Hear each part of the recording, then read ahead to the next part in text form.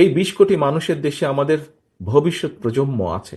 আমরা যদি আমাদের ভবিষ্যৎ প্রজন্মের সঠিক শিক্ষা ব্যবস্থা যদি গড়ে তুলতে সক্ষম না হই, তাহলে কি করে আমাদের পক্ষে সম্ভব এই দেশকে সামনে এগিয়ে নিয়ে যাওয়া, কি করে সম্ভব একটি সমৃদ্ধশালী দেশকে গড়ে তোলা?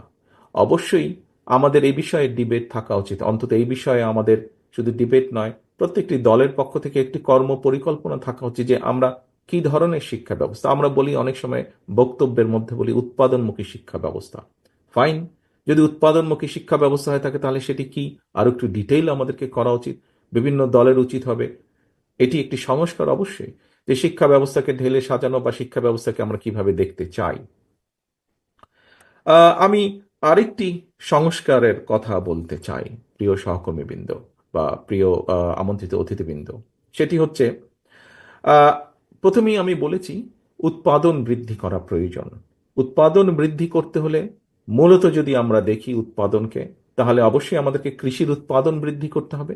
২০ কোটি মানুষকে যখন আপনার খাদ্য সংস্থান যদি করতে হয়, ২০ কোটি মানুষের খাদ্য সংস্থান, যেটি খাদ্য পণ্য দ্রব্য মূল্য সবকিছুকে যদি, দ্রব্যকে যদি সহনশীলতার মধ্যে রাখতে হয়, সাপ্লাই যদি রাখতে হয়, তাহলে অবশ্যই আমাদের কৃষির উৎপাদন বৃদ্ধি করতে হবে।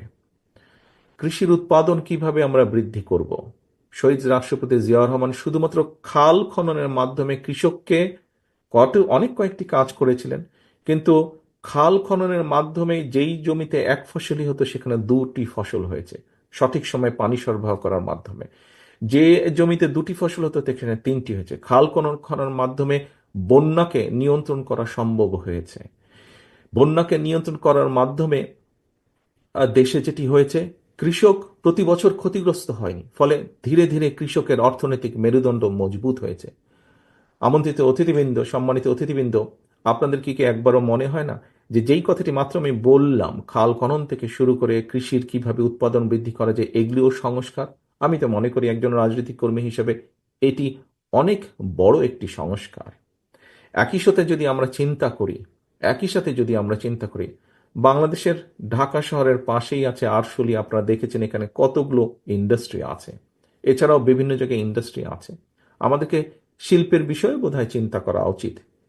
কিভাবে উদ্যোক্তাদেরকে আমরা একটা স্টেবল সিচুয়েশন দিতে পারি, যাতে উদ্যোক্তারা উদ্যোগ গ্রহণের মাধ্যমে এই দেশে শিল্প স্থাপন করতে পারেন, তাদেরকে নিরাপত্তা দেওয়া সম্ভব হয়। অবশ্যই এটি একটি সংস্কার।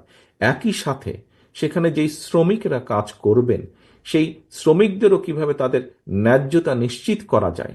আমি তো মনে করি একজন রাজনৈতিক কর্মী হিসেবে এটি অন্যতম একটি বড় সংস্কার। এই সংস্কারটিও আমাদের করা প্রয়োজন। এখানে অনেক সমস্যা আছে, কিন্তু এই বিষয়গুলোকে আমাদের অ্যাড্রেস করা প্রয়োজন।